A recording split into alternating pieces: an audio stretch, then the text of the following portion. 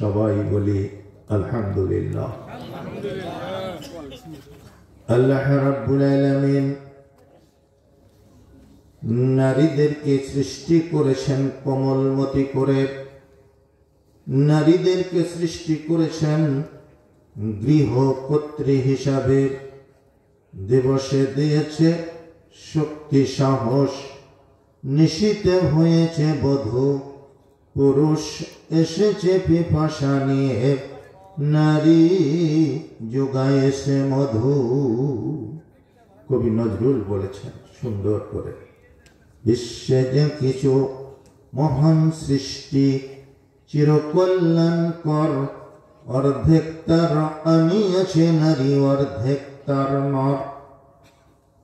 বিশ্বে যা কিছু ফুটিয়াছে ফুল, ফলিয়াছে যত ফল, নারী দিল তাতে রূপরস মধু, গন্ধ সুনির্মল। আল্লাহ রাব্বুল আলামিন পৃথিবীর প্রথম মানুষটার সঙ্গিনী করে দিলেন একজন নারীকে। আর সেই সিস্টেম অনুযায়ী কিয়ামত পর্যন্ত নারী আর পুরুষের সম্মিলিত জীবন ব্যবস্থা, স্বামী স্ত্রী পরিচয়ে তারা একে অপরকে ভালোবেসে একটি সংসার জীবন, একটি দাম্পত্য জীবন লিঙ্গারিং করবে, যেই জীবনের ফলে তাদের গৃহে সন্তান সন্ততি আসবে এবং পৃথিবীটা আবাদ হবে। এই অর্থে নারীকে বলা যেতে পারে সন্তান উৎপাদনের ফ্যাক্টরি। সন্তান উৎপাদনের ফ্যাক্টরিকে নারী, মা। এজন্য একটা প্রবাদ আছে বাংলাদেশে, মা ভালো তার কি ভালো, কি ভালো বলে, মা ভালো সন্তান ভালো না, মিলাই বলেন না, মা ভালো তার সা ভালো। মা আর সা, সা মানে হলো সন্তান। মা যদি ভালো হয় সন্তান ভালো হবেই। এজন্য ইসলাম ভালো মা তৈরি করার ব্যবস্থাপত্র প্রদান করেছে। আর সে ব্যবস্থাপত্র হলো ঐশী ব্যবস্থা। এমন একটা দিন ছিল যেদিন নারীর কোনো মর্যাদা ছিল না, নারীর কোনো এখতিয়ার ছিল না, সমাজে নারীর কোনো অবস্থান ছিল না। নারী ছিল ব্যবহারের সামগ্রী, নারী ছিল তুচ্ছ। নারীকে পুরুষরা যেভাবে ইচ্ছা সেভাবেই ব্যবহার করত, এবং সে পুরুষ স্বামী হোক বা তার সন্তান হোক বা পিতা ভাই যে কেউ হোক, নারীকে সবসময় অবহেলিতা করে রেখেছে, নারীকে সবসময় নিষ্পেষিতা নির্যাতিতা করে রেখেছে, যেটা ইসলাম এসে সেই অবস্থার উত্তরণ ঘটিয়েছে। এ প্রসঙ্গে আমি আপনাদের সামনে পেশ করেছি সূরা নিসা 22 নম্বর আয়াত। আল্লাহ পাক কুরআনুল কারীমের ভিতরে ঘোষণা করছেন,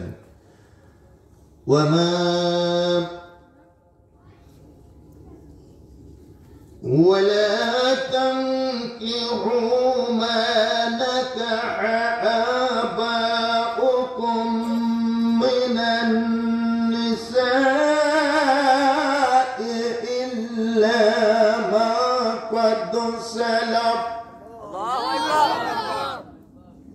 বিয়ে করবে না,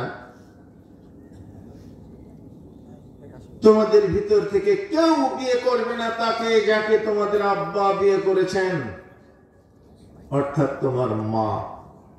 হতে পারে সে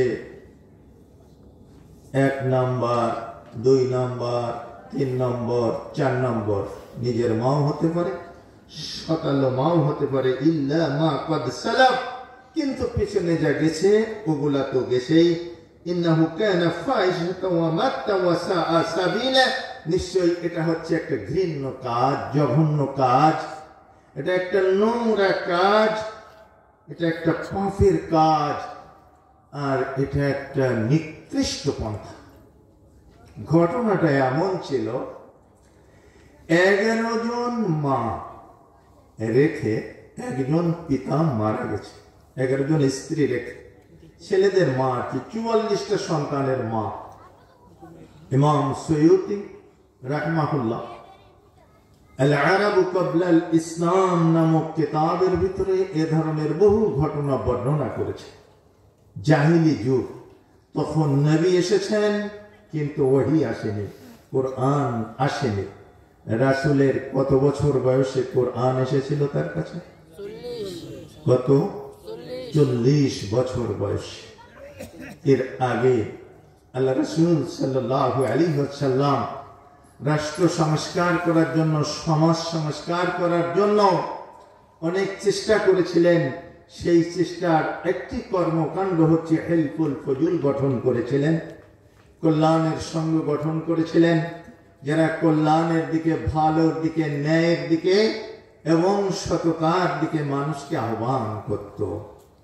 সমাজ থেকে দুর্নীতি তিরোহিত করার জন্য, সমাজ থেকে অন্যায়, অত্যাচার, অবিচার, সুদ, ঘুষ, মদ, জুয়া, লটারি, চিটারি, কালোবাজারি, বিলাকি, হাইজাকি, গুন্ডামি, ভণ্ডামি ইত্যাকারের সব অপরাধ পরিক্রমা দূরীভূত করে দিয়ে একটি সোনালী সমাজ ব্যবস্থা কায়েম করার জন্য, একটি সোনার বাংলা গড়ার জন্য বিশ্বনবী চেষ্টা করেছিলেন।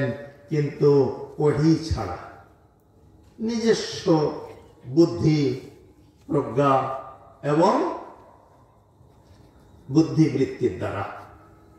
তো আল্লাহ রাসূল সাল্লাল্লাহু আলাইহি ওয়াসাল্লাম সফল হতে পারেননি। সফল হতে পারেননি। কেন সফল হতে পারেননি? মানুষের সৃষ্টিকর্তা খালেক হচ্ছেন আল্লাহ। মানুষকে কিভাবে সংস্কার করতে হবে, পরিচালনা করতে হবে, সৎ বানাতে হবে, নীতিবান বানাতে হবে, চরিত্রবান বানাতে হবে, সেই কারিকুলাম, সেই ক্যাটালগ আল্লাহর কাছে রয়েছে, অন্য কোন মানুষের কাছে সেটা নাই। মানুষের সৃষ্টিকর্তা ভালো করেই জানেন। এই মাইক যিনি তৈরি করেছেন তিনি ভালো করেই জানেন মাইকটা কিভাবে জুড়তে হবে, মাইকটা কিভাবে পরিচালনা করতে হবে। সেই সমস্ত ক্যাটালগ অনুযায়ী ওই অপারেটর বসে রয়েছে, ওই ছেলেরা শিখে এসেছে।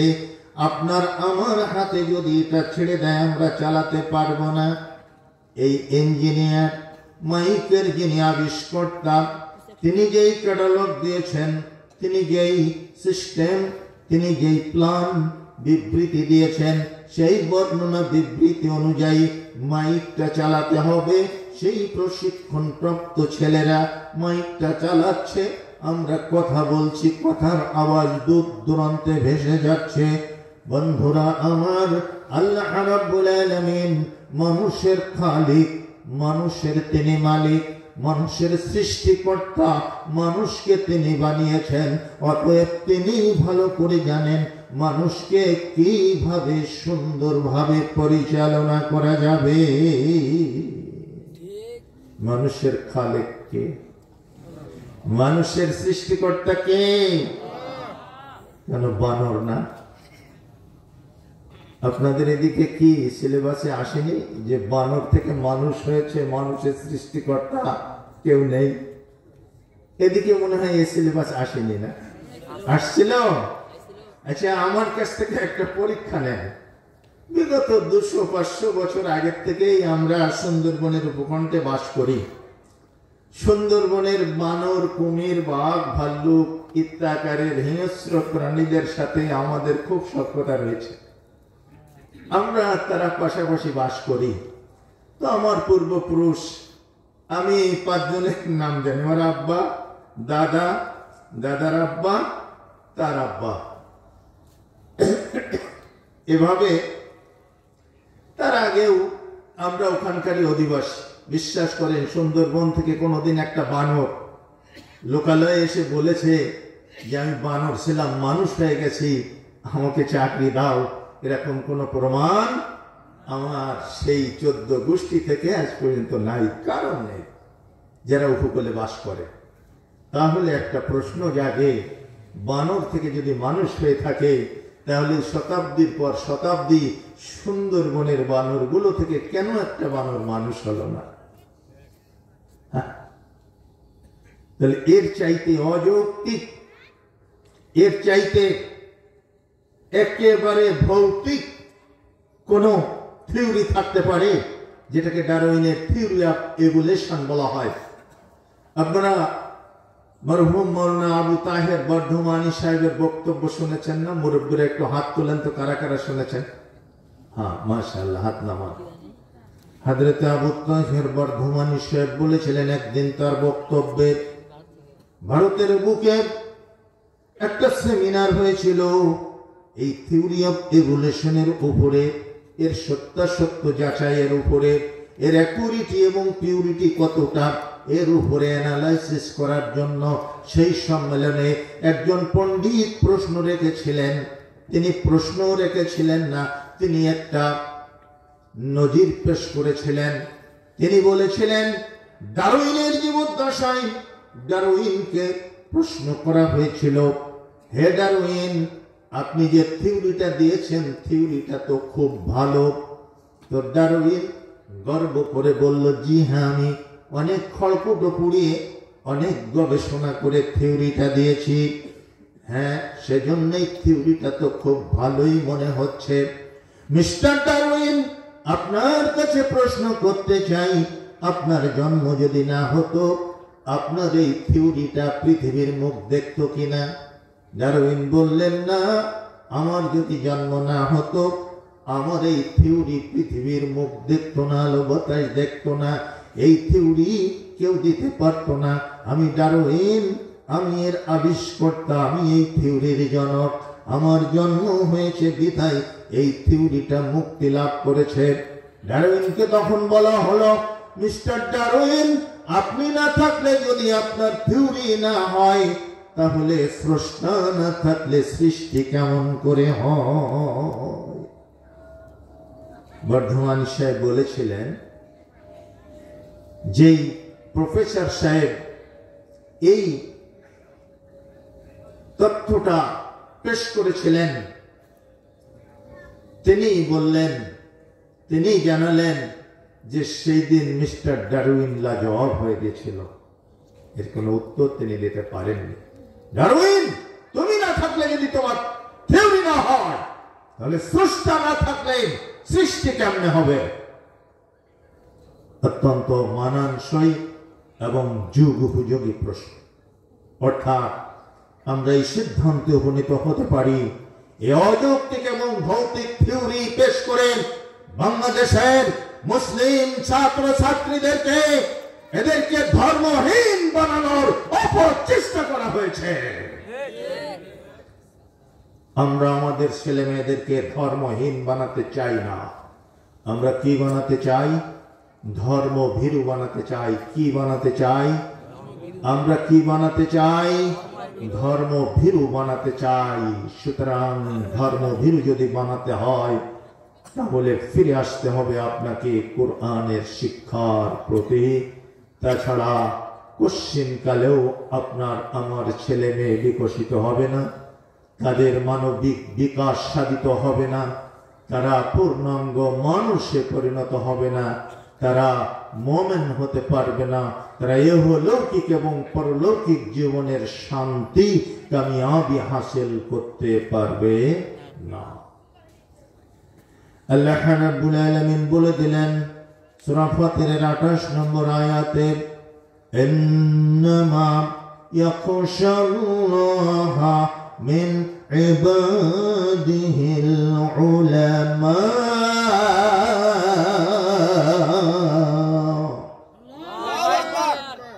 নিশ্চয়ই আলেমরা আল্লাহকে ভয় করে।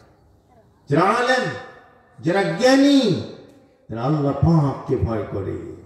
এজন্য মেয়েদেরকে জ্ঞানী বানাতে হবে, কোরআনের জ্ঞানের আলোকে তাদেরকে আলোকিত করতে হবে। তাহলে তাদের মধ্যে আল্লাহর ভয় পয়দা হবে। আর তাদের ভিতরে যদি আল্লাহ ভীরুতা পয়দা হয়, তাহলে ওই ফ্যাক্টরি থেকে মোল্লা জাহাঙ্গীর আলম পয়দা হবে, কালা জাহাঙ্গীর পয়দা হবে না, মুরগি মিলন পয়দা হবে না, গিট্টু নাসির পয়দা হবে না, খুলনার ইরশাদ শিকদার পয়দা হবে না।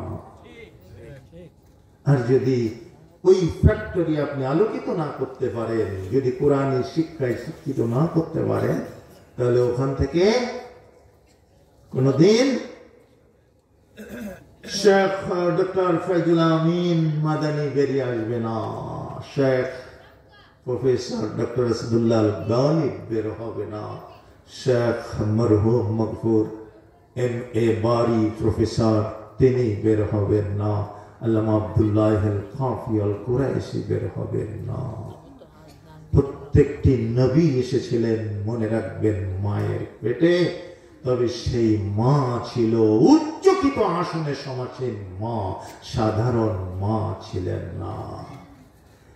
আল্লাহ রাব্বুল আলামিন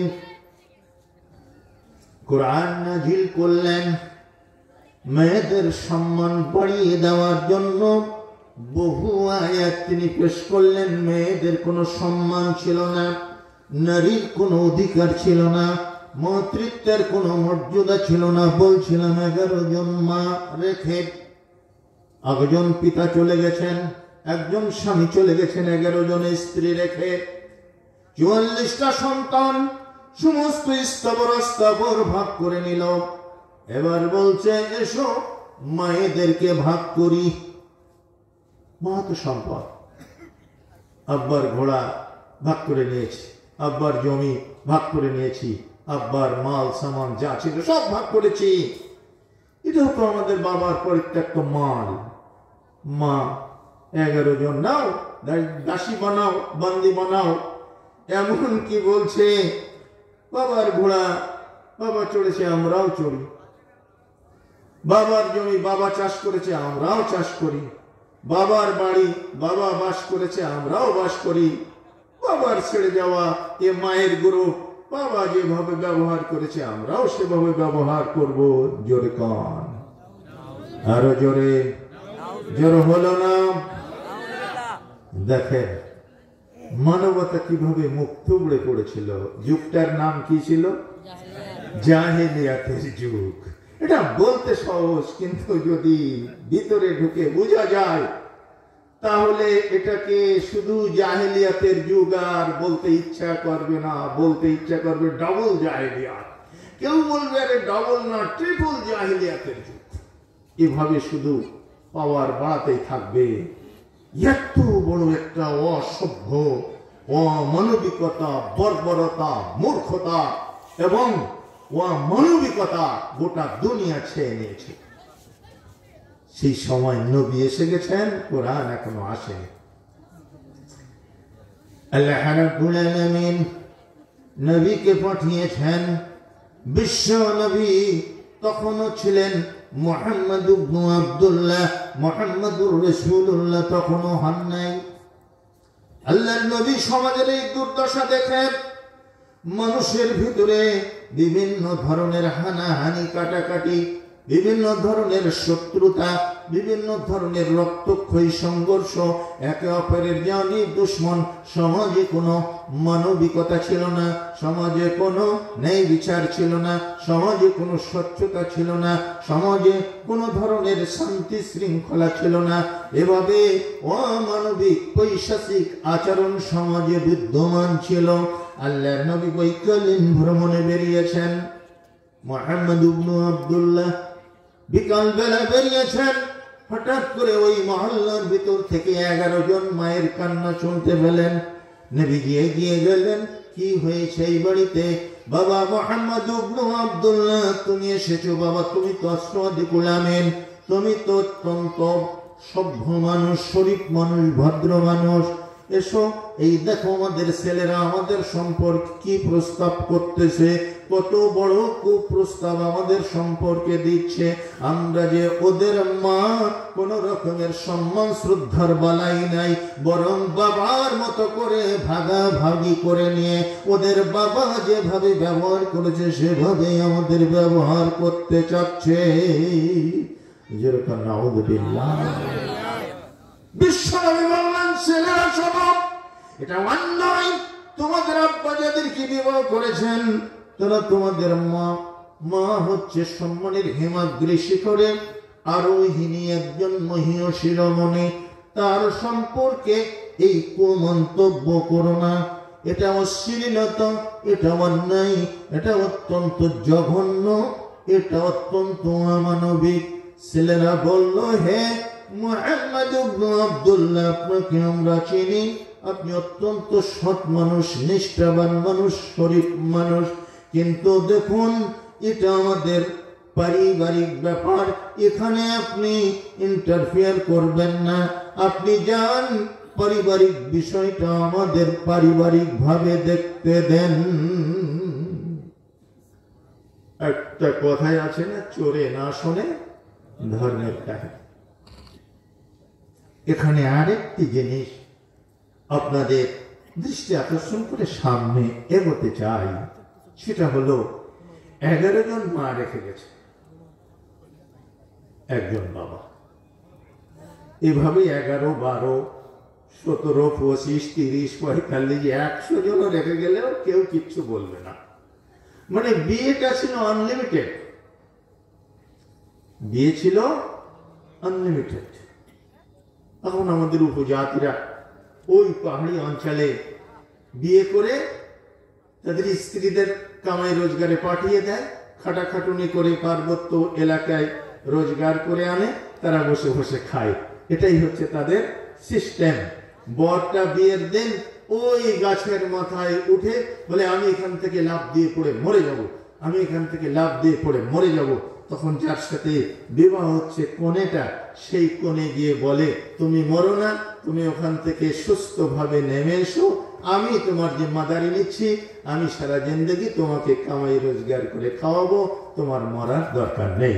তখন সে নেমে আসে, বিবাহ হয়ে যায়। এই নাকি উপজাতীয়দের বিবাহের একটা গ্রুপের সিস্টেম। এটা শ্রুত আর কি, আমি দেখিনি, শুনেছি। তো এভাবে যদি মনে করেন 10টা বিয়ে করা যায়, তাহলে সে তো শাহেনশাহ। 20টা বিয়ে করা যায়, তাহলে তো তার ধনী হতে আর কোনো বাধা নেই।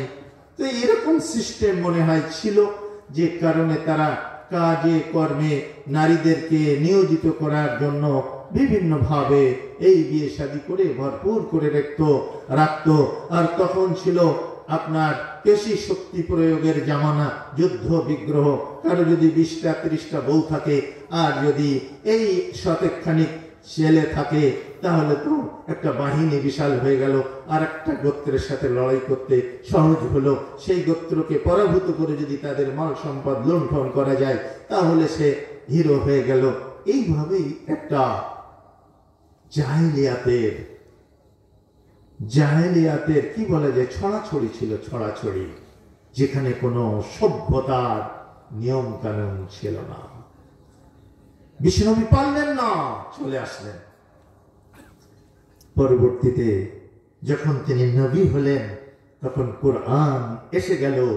এই কোরআন এসে যে সমস্ত নারীবাদী লেখকরা আজকে বাংলাদেশে কিংবা বহির্বিশ্বে ইসলামের একাধিক বিবাহ সম্পর্কে বিশ্বনবী মুহাম্মদ সাল্লাল্লাহু আলাইহি ওয়াসাল্লামের নির্মল চরিত্রে কলুষ কালিমা লেপন করতে চেয়েছে, তাদের চোখে আঙ্গুল দিয়ে আমরা বলতে চাই, ইসলাম একাধিক বিবাহের প্রচলন করে নাই।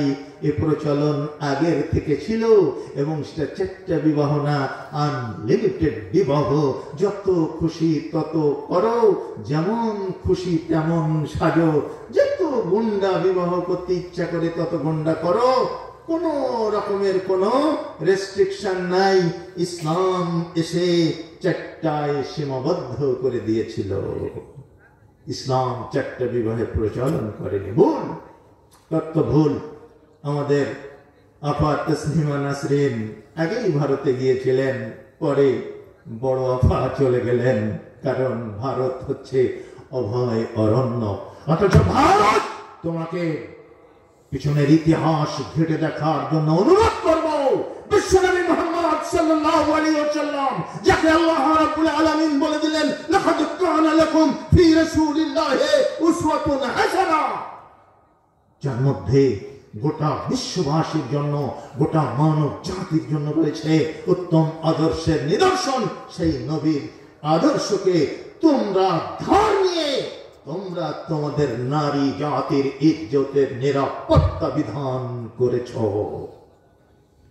ইতিহাস খুলে দেখবে ছেলেরা, ইতিহাস খুলে দেখবে কলেজ ইউনিভার্সিটির মেয়েরা, ইসলাম নারীকে কি দিয়েছে।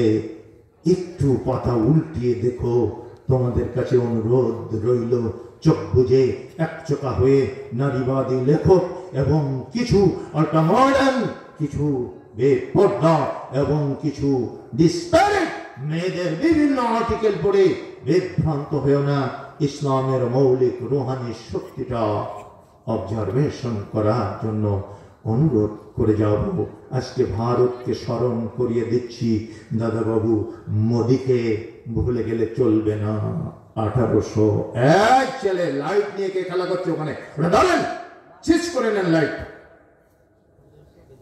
আরে ওটা দেখতে তো আবার কুতুবের মতো দেখছি আমি। হ্যাঁ, ওটাতে কুতুবের রব্বানি হবে মনে হচ্ছে। হ্যাঁ, বেশ বেটে সেটে গায়ে মোটা। হ্যাঁ, আবার গাছের আড়ালে পালিয়েছে, দেখছেন কত বড় বুদ্ধি রাখে। যাই হোক, বোঝা গেল এলাকার বাচ্চাদের বুদ্ধি আছে। সম্মানিত সুধী মন্ডলী, বলছিলাম দাদা বাবুরা ইতিহাস ভুলে গেছে।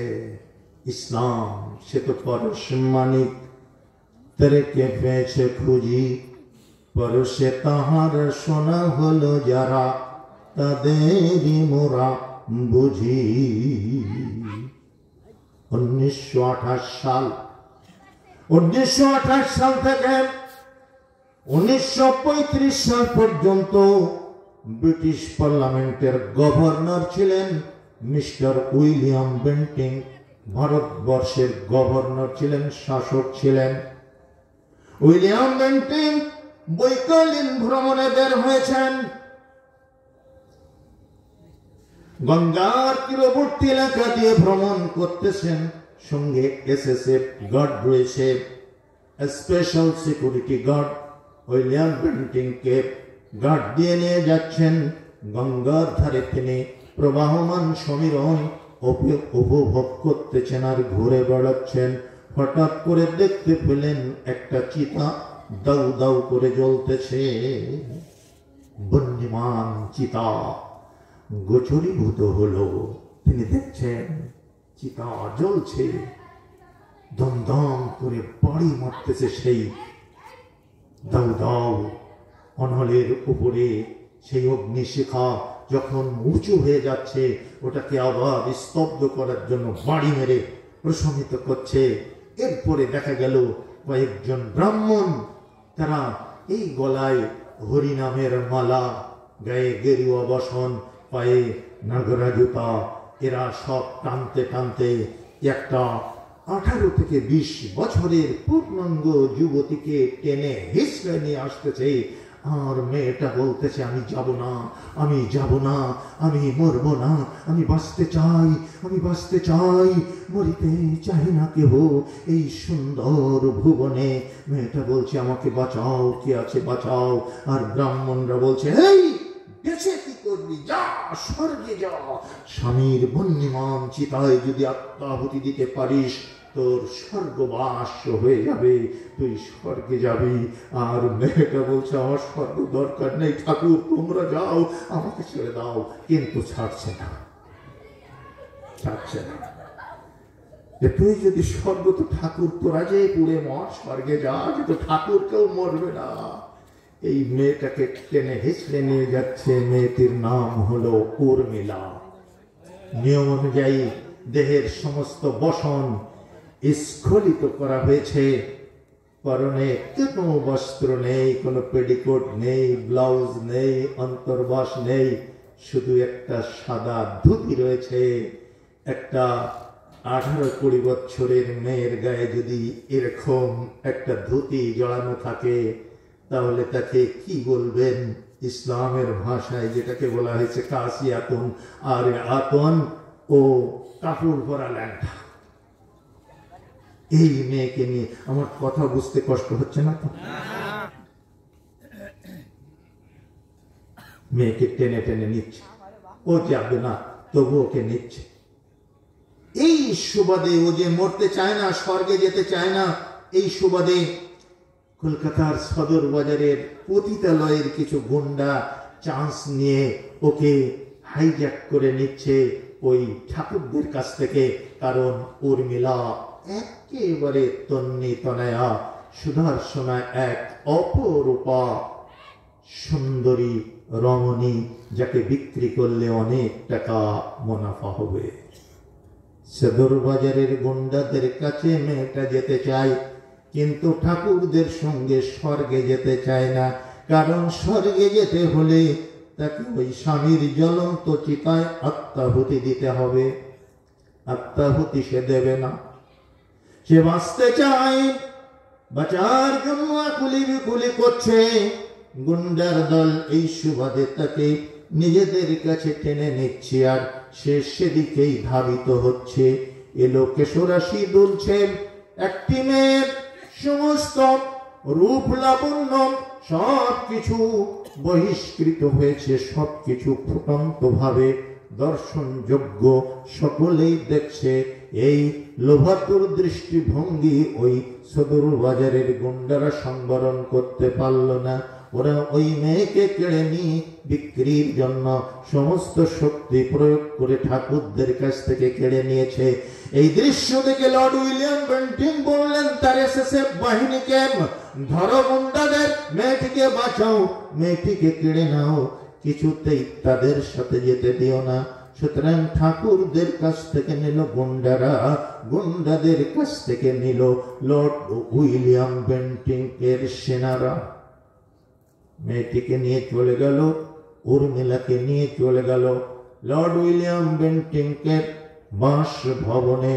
বেন্টিং যেই ভবনে থাকেন, যেই কামরায় থাকেন, তার পাশের কামরায় মেয়েটিকে রাখা হলো। একদিন, 2 দিন করতে করতে 3 মাস, 4 মাস, 6 মাস গত হয়ে গেল। রাত 1টার পরে লর্ড উইলিয়াম বেন্টিং একদিন হঠাৎ করে দরজার খিড়কি খোলার আওয়াজ কানে শুনলেন। তিনি সচকিত হয়ে বাইরে দৃষ্টি দান করলেন, দেখতে পেলেন উর্মিলা আস্তে আস্তে বেরিয়ে যাচ্ছে রুমের দরজা খুলে। কাকে একটা কলসি রয়েছে, আর কিছু নাই।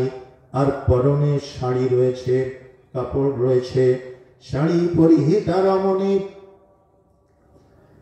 কানকে কলসি নিয়ে সোজা গঙ্গার তীরে পদে চলতেছে। কোন রকমের কেউ যেন টের না পায় প্রহরীরা ঘুমিয়ে আছে, কারোর ঘুম ভাঙলে তাকে যেতে দেবে না।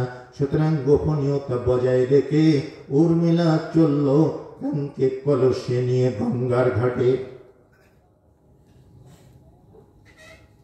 লর্ড ফলো করেছে, যাই কই দেখি। যেতে যেতে চলে গেল গঙ্গায়। গঙ্গার তীরে গিয়ে কলসিটা পূর্ণ করল।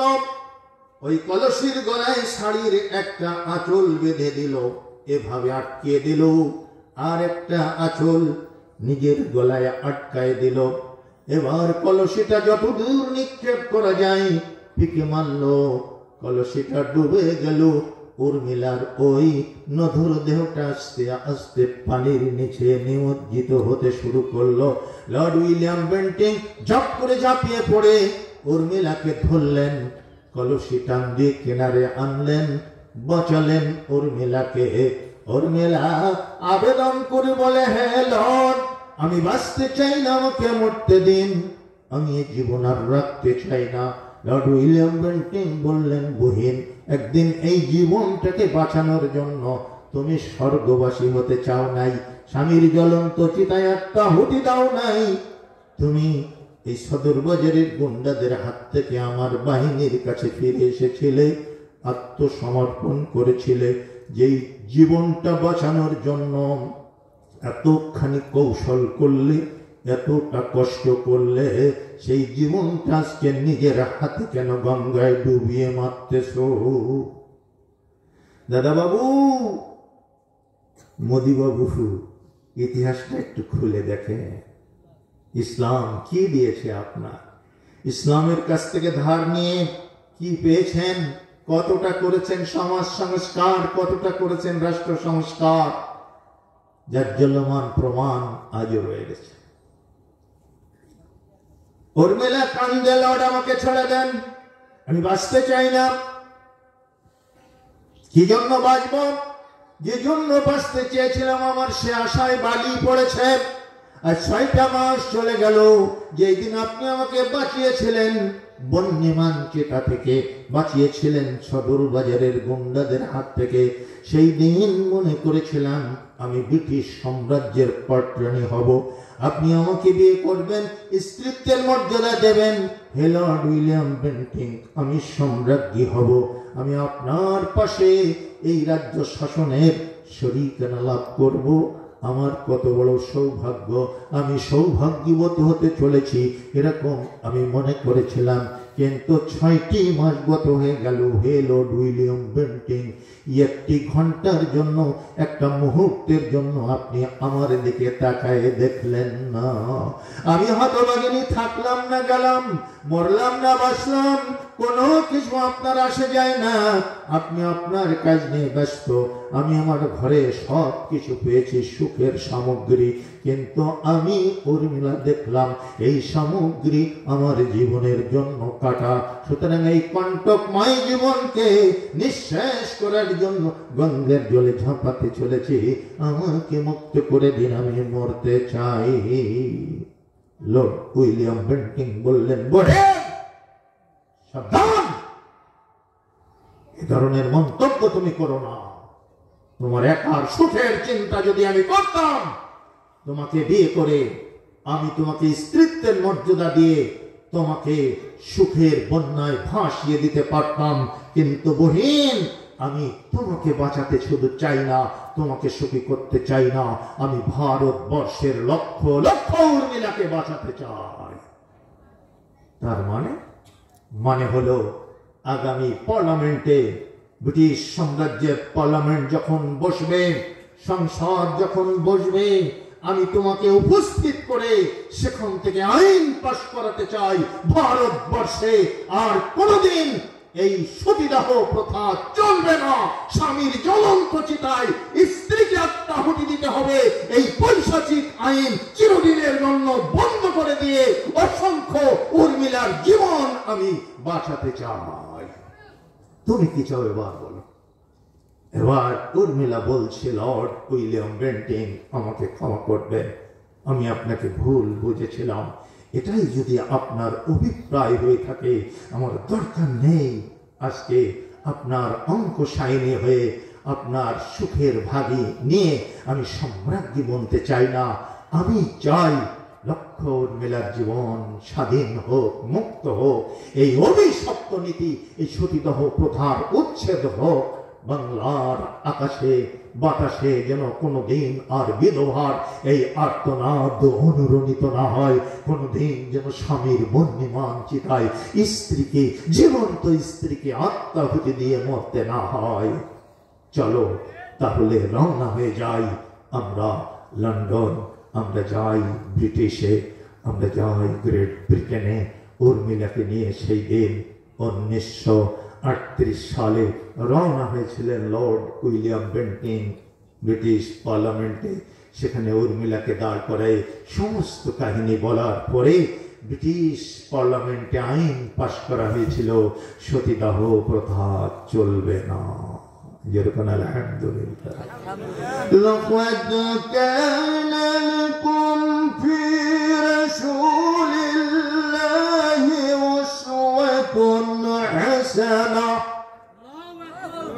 আল্লাহ পাক বললেন বিশ্ব নবীর আদর্শ গোটা পৃথিবীর মানুষের জন্য আদর্শের মডেল। এই মডেল যারা অনুসরণ করবে তারা ইহলৌকিক এবং পরলৌকিক জগতে মুক্তি পেয়ে যাবে। হে দাদা বাবুরা, আজকে ইসলামের বিরুদ্ধে বিশুদ্ধার করো। আজকে বাংলাদেশের ফ্যাসিস্ট সম্রাজ্ঞীকে স্থান দিয়ে তাল বাহানা করো, ফেরত দাও না। ইসলাম তোমাদেরকে কি দিয়েছে একটু তলায় হাত দিয়ে দেখো। ইসলামের নবী বলে দিলেন, সাহাবীরা শুনে রেখে দাও, আমার উম্মতে মুহাম্মদ শুনে রেখে দাও, যদি কোনো মহিলা বিধবা হয়ে যায়, স্বামী যদি মারা যায়, 4 মাস 10 দিন ইদ্যত পালন করার পরে তাকে বিবাহের ব্যবস্থা করে দাও, তাকে আবার তার জীবনটাকে ফুলে ফুলে সজ্জিত করে দাও, বিধবাকে বিবাহের ব্যবস্থা করে দাও। আলী 3টি কাজ তাড়াতাড়ি করবে, বিধবাকে পাত্রস্থ করবে, সালাতের ওয়াক্ত হয়েছে, সালাতটা আদায় করে নেবে, আর উঁচু কবর দেখলে কবরটা ভেঙে দিও। নবীজির আদর্শ গ্রহণ করেছে কারা? মুসলিমরা। লর্ড বার্নার্ড শ বলে দিলেন, I believe that I believe that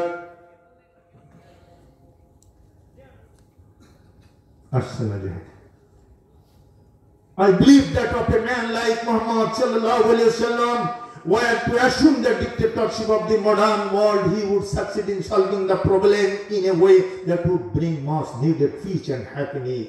তিনি বলছেন, আমি বিশ্বাস করি, বার্নার্ড শ খ্রিস্টান পণ্ডিত, ইউরোপের জগৎ বিখ্যাত পণ্ডিত, তিনি বললেন, আমি বিশ্বাস করি, দায়িত্বহীন ভাবে বিশ্বাস করি, বর্তমান পৃথিবীতে মুহাম্মদ সাল্লাল্লাহু আলাইহি ওয়াসাল্লামের মতো একজন মানুষ যদি ডিক্টেটরশিপ পেতেন, এক নায়কতন্ত্র যদি তিনি হাসিল করতে পারতেন, এই পৃথিবীতে বহু কাঙ্ক্ষিত সুখ ও শান্তি প্রতিষ্ঠিত হতো, অশান্তির আগুনে দাউ দাউ করে পৃথিবী জ্বলত না।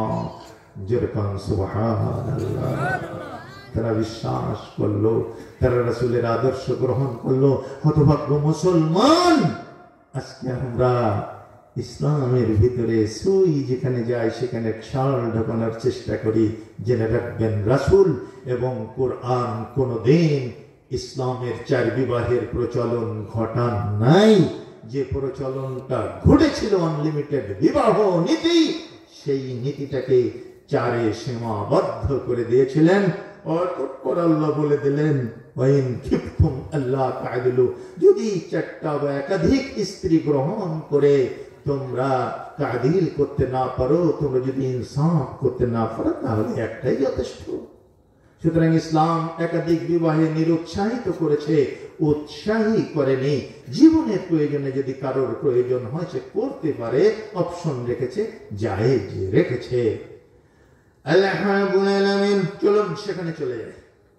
ওই যে মায়েরা কাঁদছে, আল্লাহ রাসূল কিছু করতে পারলেন না। তখন তিনি ছিলেন মুহাম্মদ ইবনে আব্দুল্লাহ, আজকে মুহাম্মদ রাসূলুল্লাহ হয়েছেন। মক্কায় অনেক নির্যাতনের পরে মদিনায় চলে গেছেন। মদিনায় স্বচ্ছন্দপূর্ণ জীবন ফিরে পেয়েছেন।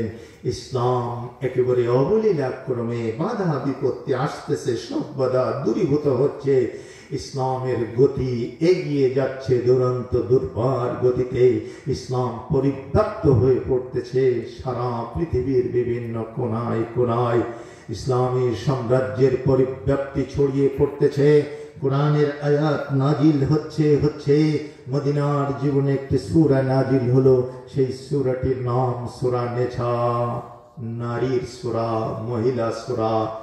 এই মহিলা সূরার 22 নম্বর আয়াতে আল্লাহ পাক সমাধান দিয়ে দিলেন, নবী, যেই দিন তুমি মরুচারী যুবকদের মাঝখানে তাদের মায়েদের সম্মান রক্ষা করতে ব্যর্থ হয়েছিলে, সেই মায়েদের সম্পর্কে আমি ফরমান জারি করে দিলাম, ওয়ালা তানকিহু মা নাকাহা আবাউকুম মিনান নিসা,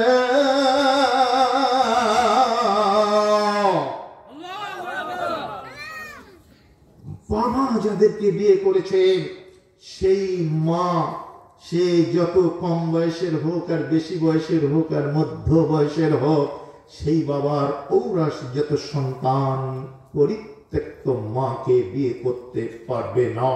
আজীবন মাতৃ জ্ঞানের সম্মান করে তাকে সম্মানের হিমগ্রী শিখরে আরোহণ করিয়ে তার সম্পর্কে শ্রদ্ধার সাথে আচরণ করবে, তার সাথে কখনোই অশ্রদ্ধাপূর্ণ আচরণ করতে পারবে না। আল্লাহ রাব্বুল আলামিনের নবী এবার ফরমান জারি করে দিলেন, সাবধান হয়ে গেল সমস্ত আরব জাতি, আজকে আর এপাশ ওপাশ করে।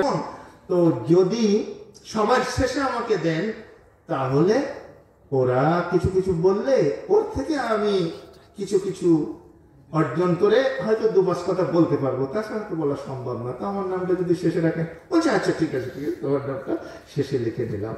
শেষে আমার নাম আছে, বলছে মনসুর আলী বদনি আনতে গেছে, মনসুর আলী রিয়াজউদ্দিন বলছে ও হুজুরকে এগিয়ে আনতে গেছে, তারপরে মোখলেসুর রহমান ও গেছে এ করতে আপনার সব আনতে, ইত্যাদি ইত্যাদি বলছে। শেষে আমি সাবধান নীলমণি আমাকে বলছে, তাহলে জাহাঙ্গীর আলম আপনাদের সামনে কিছু বলছে, ও মাদ্রাসায় ভর্তি হয়েছে, দোয়া করবেন ইত্যাদি ইত্যাদি বলে আমাকে উপস্থাপন করা হয়েছে। আমি পড়তে শুরু করেছি, নাহমাদুহু ওয়া নাস্তাঈনুহু ওয়া নাস্তাগফিরুহু ওয়া নু'মিনু বিহি ওয়া নাতাওয়াক্কালু আলাইহি ওয়া নাউযু বিল্লাহি মিন শুরুরি আনফুসিনা ওয়া মিন সাইয়্যাতি আমালিনা। এইভাবে পড়ে আধা ঘন্টা বক্তব্য দেওয়া হয়ে গেছে। আমার সব পল্লাগুলো ছুটে এসেছে, ছুটে এসে তো তীর পাকাচ্ছে, হ্যাঁ আমাদেরকে ঠগালি, তোকে দেখে নেবো। আমি নামার পরে এসে ধরেছে ভুমরার মতো, বল্লার চাকের মতো ধরে বলছে, এই তুই ওস করলি, আমাদের এইভাবে সব পালানো শেখাই দিলি, আর তুই এইভাবে করলি। বললাম শোন, বিষয়টা তা না। আমি যখন পলাতে পারলাম না, হুজুরের সামনে থেকে গেছিলাম, ওস্তাদজি যখন নাম ঘোষণা করেছে, আমি রীতিমতো বিপদে পড়ে এতটা কিংকর্ত বিমূঢ় হয়ে পড়েছি। আমি কি বলেছি, কি করেছি, আমার কিছুই স্মরণ নেই। আমি যা করেছি সব অ্যাবনর্মাল ভাবে করেছি, কি আর বলবো, বুকে পানি নাই। আমি তো মরে গেছি, এই জন্য যা হয়েছে সব কাকতালীয় ভাবে হয়েছে, আমি কিচ্ছু খবর রাখি না। এর ভিতরে সেই 1974 সালের কথা, বঙ্গবন্ধু চলে যাওয়ার 1 বছর আগে, তখন 5 টাকা নোট, যারা মুরব্বীরা আছেন তারা চেনেন, আমাদের গ্রামের হাজী সাহেব আমাকে আবার 5 টাকা উপহার দিয়ে আমাকে ধন্য করে ফেলেছেন। সেখান থেকেই একটি স্টার্ট। আজকে তুই যদি আসতেই বেটা, তাহলে বুঝতাম যে আর একখান জাহাঙ্গীর আলম পয়দা হচ্ছে, তা তো সাহস করে আসতে পারলি না। যাক, ভবিষ্যতে আসিস, আল্লাহ তৌফিক দিক। সম্মানিত সুধী মণ্ডলী, কাব বিন উজরা রাদিয়াল্লাহু তাআলা আনহু বলেন, বিশ্বনবী খুতবা দিচ্ছিলেন, তিনি বললেন, উহুদুরুল মিম্বারা ফাহাদারনা, এই মিম্বরের দিকে এগিয়ে গিয়ে বসো, এগিয়ে গিয়ে বসো। আমাদের মুহতারাম উলামায়ে কেরাম যখন আপনাদেরকে এগিয়ে বসতে বলেন, আপনারা মনে করেন মনে হয় হুজুরের সুবিধার্থে হুজুর একটু ডেকে নিচ্ছে। জি না, আল্লাহ রাসূল সাল্লাল্লাহু আলাইহি ওয়াসাল্লাম যখন আলোচনা করতেন, দূরে দূরে থাকলে এগিয়ে বসতে বলতেন।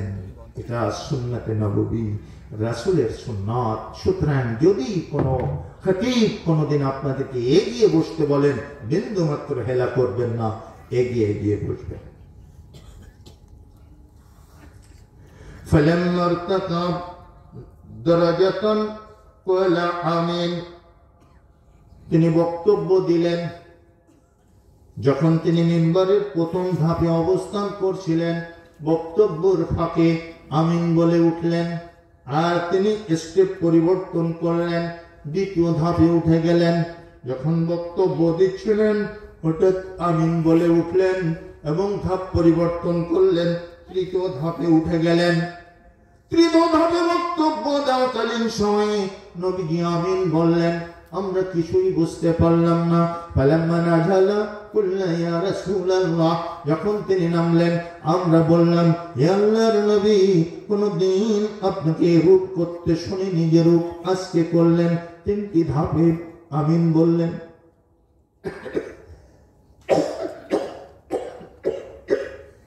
ধাপ পরিবর্তন করলেন আর আমিন বললেন, এভাবে তো কোনোদিন দেখিনি। রাসূল সাল্লাল্লাহু আলাইহি ওয়াসাল্লাম বলছেন, দেখো আমি যখন প্রথম ধাপে বক্তব্য দিচ্ছিলাম, ফালাম্মা ইরতাকা দারাজাতান ফাইন্না জিবরিলা أرجاني قال بعود من أدرك رمضان فلم يغفر له قلت آمين বিশ্বনবী বলছেন আমি প্রথম স্টেপে যখন বক্তব্য দিচ্ছিলাম হযরতে জিবরিল আমিন আমার কাছে এসে গেলেন। অতঃপর জিবরিল আমিন বললেন, হে নবী, আপনার ওই সমস্ত উম্মতগুলো ধ্বংস হয়ে যাক, ওই সমস্ত উম্মতগুলো হালাক হয়ে যাক, বরবাদ হয়ে যাক, জাহান্নামে চলে যাক, যারা রমাজান আসলো অথচ নিজেদের গুনাহ খাতা মাফ করাতে পারলো না, নিজের গুনাহ নিজের ঘাড়েই রয়ে গেল। অতঃপর রমজান মাসটা চলে গেল। এভাবে যারা রমজানকে হেলায় খেলায় হারিয়ে ফেললো, যারা সিয়াম সাধনার মাধ্যমে, যারা রাত্রিতে কিয়াম করার মাধ্যমে নিজের গুনাহ খাতা মাফ করাতে পারলো না, নবী গো আপনার সেই উম্মতগুলো ধ্বংস হয়ে যাও। তখন আমি বলেছি আমিন, আল্লাহ আপনি কবুল করেন, জিবরিল যা বলছে এটা কবুল করে নেন। তো যেই দোয়া জিবরিল করছেন আর বিশ্বনবী আমিন বলছেন, সেই দোয়া আল্লাহর দরবারে কবুল হতে কি দেরি লাগবে? সময় লাগবে, সাথে সাথে কবুল হয়ে যাবে। সুতরাং সাবধান, আসতেছে না রমজান, সামনে রমজান আসতেছে না, মার্চের প্রথম দিকেই শুরু হয়ে যাবে ইনশাআল্লাহ। বিগত রমজানে কি করলাম না করলাম আল্লাহ তুমি জানো। মাবুদ আজকে নতুন করে প্রতিজ্ঞাবদ্ধ হলাম, আল্লাহ সামনের রমজানে যদি আমরা বেঁচে থাকি অবশ্যই অবশ্যই রমজানকে সঠিকভাবে ব্যবহার করে নিজেদের জিন্দেগির গুনাহ খাতা মাফ করায় নেব। রাজি আছে কিনা? রাজি আছে কিনা? হাত তুলে দেখান, দু হাত উঁচু করে দেখান। লিল্লাহি তাকবীর, লিল্লাহি তাকবীর। আল্লাহ তোমার বান্দা বান্দীদেরকে আল্লাহ সামনের রমজান পর্যন্ত হায়াত বৃদ্ধি করে দাও এবং সেই রমজানে তুমি তাদেরকে সম্পূর্ণরূপে রেকটিফাইড হওয়ার তৌফিক দিয়ে দাও। সবাই বলে আমিন। রমজান সাংঘাতিক একটা মাস, আল্লাহ পাকের পক্ষ থেকে একটা বাহানা। আল্লাহ তার বান্দা বান্দীকে মাফ করার জন্য রমজান দিয়েছে। মান কামা ঈমানান ওয়া ইহতিসাবা গুফিরা লাহু মা তাকাদ্দামা মিন যামবিহি। আল্লাহ নবী বললেন, যারা কিয়াম করবে রমজানের রাত্রিতে। আপনারা কিয়াম করেন? কিয়াম করেন নাকি? কিয়াম করা বেদাত না? কিয়াম মানে কি? দাঁড়ানো। নামাজের দাঁড়ানোটা হচ্ছে সুন্নাহ, যিনি যত দাঁড়াবেন তত উত্তম কাজ হবে। আর মিলাদে দাঁড়ানো হচ্ছে কি কি সুন্নাত। আমাদের হুজুররা পিঠ বাসাতে গিয়ে বলে থেকে মুস্তাহাব। আমি জিজ্ঞেস করেছিলাম আমার উস্তাদজিকে, আমার উস্তাদজিরা পাঠালেন মাওলানা আবু তাহের বর্ধমানী, মাওলানা আব্দুল্লাহ ইবনে ফাজল আর হাফিজ আব্দুল্লাহ ইবনে কাজিম।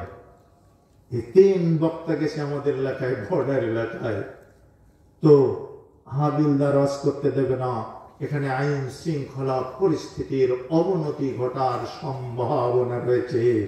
আমাদের উস্তাদরা কত সুন্দর মানুষ, তারা বললেন দেখো লা মাযহাবিদের জালসা হবে, ওখানে গিয়ে যদি গোল পাকাতে পারো, হট্ট গোল পাকিয়ে একটা লা মাযহাবিকে কিল বসিয়ে দিতে পারো, 1 কিলে 10 নেকি। আমরা কিল মারার জন্য রেডি হয়ে চলে গেছি। এবার মাওলানা আবু তাহের বর্ধমানী সাহেব বললেন, আমাদের তো চোখ আছে হাবিলদার সাহেব, এই অন্ধা মানুষটা সুদূর বগুড়া থেকে এসেছেন, দুটো কথা সালাম বিনিময় করার একটু চান্স দিয়ে দেন, তাহলেই আমরা কৃতজ্ঞ থাকব।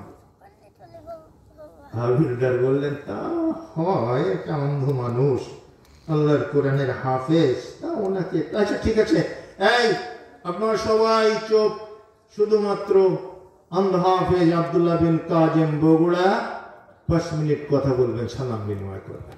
রাজি? সবাই বলল হ্যাঁ রাজি, ঠিক আছে। জলসা বন্ধ আর হবে না, ওই 5 মিনিট আব্দুল্লাহ বিন কাজেম কথা বললেন, আমাদের কিল তো মিস হয়ে যায়। আমরা আল্লাহর এই কিল ঝাড়বো কোথায়? 5 মিনিটে তো গন্ডগোল করা সম্ভব না। কিল পকেটে নিয়ে সবাই বসে থাকলাম। আব্দুল্লাহ বিন কাজেম উঠলেন, বললেন, হামদে বারি তাআলা মালিকাই জিকিরে তো বহু আমকে তোফা কে বো খুদাই, তোফা কি বো খুদাই। ऐ दुनिया है बक बक, ऐ दुनिया है बक बक के बुझे जाओ खिफाई,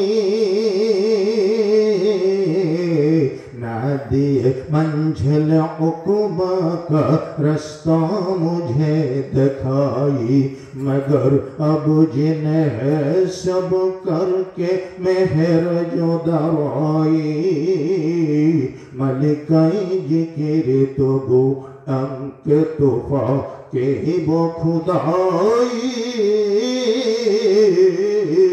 तोफा की वो खुदाई। এই হাম গোটাটাই পড়ে দিলেন। মুরব্বীরা বলুন, শুনেছেন না আপনারা তার কণ্ঠে?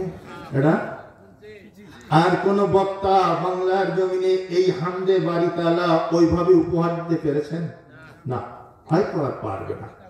আল্লাহ পাকের এক স্পষ্ট নিদর্শন আল্লাহ আন্দা হাফেজের কণ্ঠে দিয়েছিলেন। আমাদের কিল পকেটের ভিতরে চলে যাচ্ছে, আর হামদে বারি তাআলার সুরের লহরীতে হানাফি, মালিকি, শাফিঈ, হাম্বলি, আহলে হাদিস, নকশবন্দি, চিশতি, কাদেরি সব একাকার হয়ে যাচ্ছে। মনে হচ্ছে আকাশ আর পৃথিবী মিশে যাচ্ছে সুরের লহরীতে। জনগণ হতভম্ব হয়ে গেছে। 2 ঘন্টা ওয়াজ করার পরে আব্দুল্লাহ বিন কাজেম বলছেন, হাবিলদার সাহেব, আমি তো আন্ধা মানুষ, চোখে দেখি না, ঘড়ির কাঁটা কোথা থেকে কোথায় গেছে আমাকে একটু বলুন তো, 5 মিনিট কি হয়েছে? হাবিলদার সেদিন আন্ধা হাফেজকে জড়ায়ে ধরে হাউমা করে কাঁদতে লাগলেন আর বললেন, হুজুর, যতক্ষণ আপনার খুশি বয়ান করেন, কোনো মিনিট নেই, ঘন্টা নেই, রাত 1টা পর্যন্ত সেদিন পথ চলেছিল, আর কেউ বক্তব্য দেননি, আন্ধা হাফেজি দিয়েছিলেন। সম্মানিত সুধী মণ্ডলী, সেই লোক আমরা খেয়াল করতাম মিলাদে।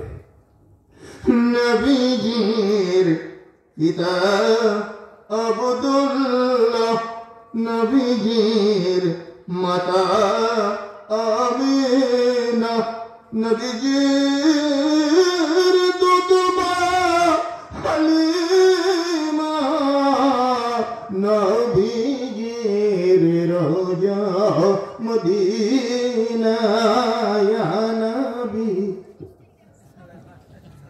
ওই ওদের মতো থাকতেই আমি ভালো পেলে আসছিলাম নাকি?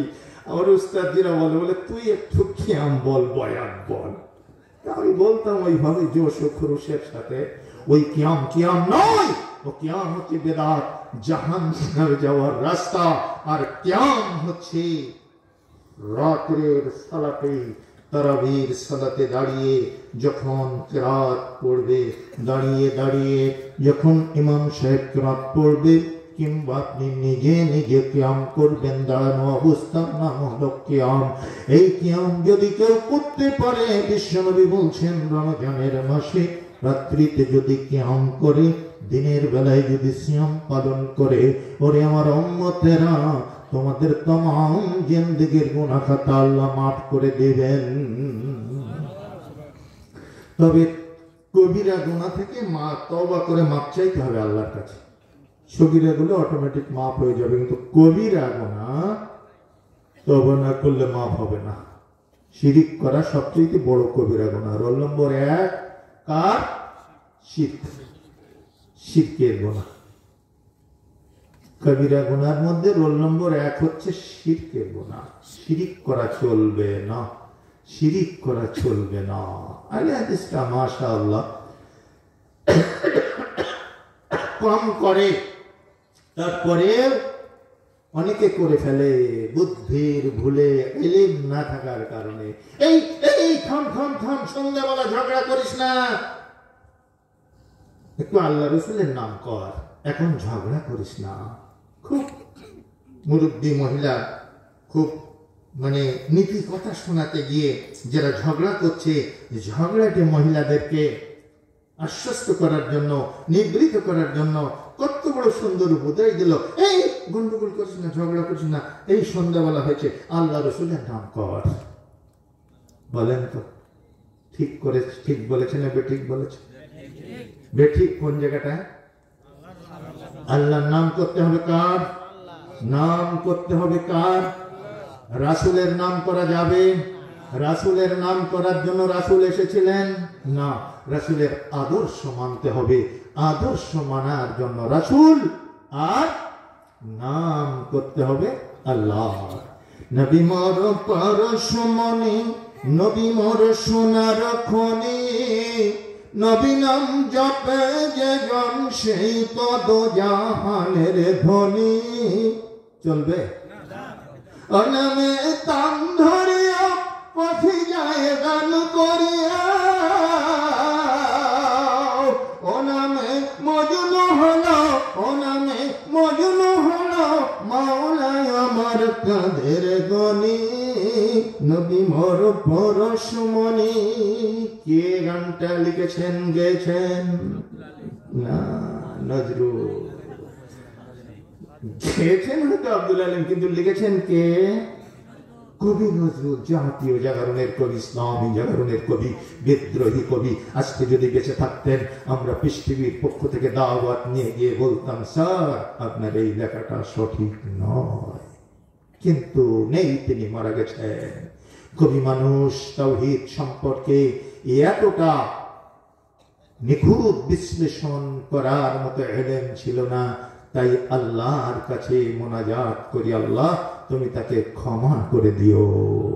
এই জন্য জাতির কাছে আমাদের মেসেজ আজকে অনেক সংশোধনী, অনেক সংশোধনী। নজরুল গীতিতে সংশোধনী, ইসলাম ইসলামী সঙ্গীতে সংশোধনী। মাত্র 2 সপ্তাহ আগে উত্তরবঙ্গের একটি প্রোগ্রামে আজকের যেমন আপনাদের মেয়েটি কেরাত বলল, যদিও এটা আপত্তিকর ছিল শরিয়াগত দিক থেকে, এভাবে মেয়েদেরকে মাইকের সামনে উপস্থাপন করাবেন না। আপনারা শিক্ষা দিবেন মাদ্রাসায়, আলোক ছড়াবে জীবনে, আলোক ছড়াবে সংসারে, আলোক ছড়াবে দেশে।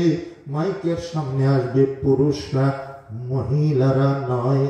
একটা ভুল, 2 নম্বর ভুল করেছে, কেরাত শেষ করে আসসালামু আলাইকুম বলতে হবে না, কেরাত শেষ করে বলবে সুবহানাকা আল্লাহুম্মা ওয়া বিহামদিকা আশহাদু আল্লা ইলাহা ইল্লা আনতা আস্তাগফিরুকা ওয়া আতুবু ইলাইক। আপনারা হয়তো মনে করবেন কেরাত শেষ করে তো এটা বলতে হয় না, সাদাকাল্লাহুল আযীম এটাই বলতে হয়। জি না, সাদাকাল্লাহ বলা চলবে না, আসসালামু আলাইকুমও বলা চলবে না, সুবহানাল্লাহ বলতে হবে। সিস্টেমে চলে আসতে হবে। কার সিস্টেমে? রাসূলের সিস্টেমে, সুন্নাত সিস্টেম। এত সুন্দরভাবে গজল বলছে, আমারও শুনতে ইচ্ছা করছে। বিদায় বেলায় মোরে দিও গো দেখা, হে প্রিয় রাসূল তব দিদারে হব ধন্য, তখন আমি শূন্য দেহ যখন লোটাবে ধোলাই বিদায় বেলা। ওরে মধুর কণ্ঠে গাচ্ছে, এভাবে করে বন্ধ করে দিলাম। আর চাপাই নবাবগঞ্জের মানুষ তো সব আমার দিকে চেয়ে আছে বক্র দৃষ্টিতে। আমি উঠেই হামদোসানা পড়ে বললাম, আপনাদের সকলের মনে হয় জিজ্ঞাসা কেন এই সুন্দর কণ্ঠের গজলটা বন্ধ করে দিলাম? অমনি বলে উঠলো সবাই, আজি হুজুর ঠিকই কইছেন জি, ঠিক বলেছেন হুজুর, কেন বন্ধ করলেন? আমি বললাম, বলুন বিদায়ের বেলায় কি রাসূল সাল্লাল্লাহু আলাইহি ওয়াসাল্লাম দেখা দিতে পারবেন? এখন আর কথা কয় না। বললাম পারবেন? আপনারা কি মনে করবেন পারবে? কেন? রসুল যে বড় রসুল না, সবচেয়ে বড় নবী না, বিদায়ের বেলা দেখা দিতে পারবে না? কারণ এ পাওয়ার আল্লাহ মানুষকে দেননি। এ পাওয়ার একমাত্র আল্লাহ তার নিজস্ব পাওয়ারের ভিতরে অধিভুক্ত করে রেখেছেন। এ পাওয়ার যদি মানুষকে দেন, শিরিক করা হবে। আল্লাহর গুণ অন্যের মধ্যে আছে, এটা মেনে নেওয়া হবে। তো আমি বললাম আচ্ছা ঠিক আছে, মনে করেন পারবেন, ধরে নেওয়া হলো। তা এট এ টাইম রাত 12টা বাজে মনে করেন বিদায় নিচ্ছে সৌদি আরবের একজন, পাকিস্তানের একজন, ভারতের একজন, বাংলাদেশের একজন, বার্মার একজন, থাইল্যান্ডের একজন, জাপানের একজন। নবীজি কয়জনের সামনে যাবে? একই নবী এট এ টাইমে এই যে 10 দেশের 10 জন বিদায় নিচ্ছে, 10 জায়গায় কি যেতে পারবেন? পারবেন? নবী পারবেন? তো পীর সাহেবরা পারবে কেন? দুই কুলের সুলতান ভান্ডারী, দুই কুলের সুলতান। কারা বলে? কারা বলে? মাইজ ভান্ডারীরা বলে। দুই কুলের সুলতান ভান্ডারী, দুই কুলের সুলতান। বাবা ক্ষণেক থাকে জমিনেতে, ক্ষণেক থাকে আসমানেতে। এক পলকে সায়ের করে, এক পলকে সায়ের করে সারাটি জাহান। দুই কুলের সুলতান ভান্ডারী, দুই কুলের সুলতান। জোরে কন, আরো জোরে। সুলতান মানে কি? বাদশা। দুই কুলের বাদশা মানে কি? ইহকাল আর পরকালের বাদশাকে মাইজ ভান্ডারী, ভান্ডারী। তো ভান্ডারী যদি পারে তাহলে নবী পারবে না কেন? পীর বড় না নবী বড়? হ্যাঁ, তো ভান্ডারী যদি পারে তাহলে নবী পারার উচিত না? আসলে কি ভান্ডারী পারে? পারবে? কত হাতি ঘোড়া গেল তল, মশা বলে কত জল। কিয়ামতের মাঠে আল্লাহ পাকের সামনে কেউ টিকতে পারবে না সেদিন। আদম থেকে শুরু করে ঈসা রূহুল্লাহ পর্যন্ত প্রত্যেকটি পয়গম্বরের কাছে গিয়ে মানুষ বলবে ফাশফিলানা ইয়া আদম। আদম বলবেন লাস্তু হুনাকুম ইতু নূহ আলাইহিস সালাম। নূহ আলাইহিস সালামের কাছে মানুষ গিয়ে বলবে ফাশফিলানা ইয়া নূহ, হে নূহ একটু শাফাআত করুন আমাদের জন্য। শাফাআত কতটুকু জানেন? জাহান্নাম থেকে মুক্তির শাফাআত না, জান্নাতে যাওয়ার শাফাআত না। হিসাবটা শুরু করা হোক শুধু, তাতেই খুশি। শুরু হলে তো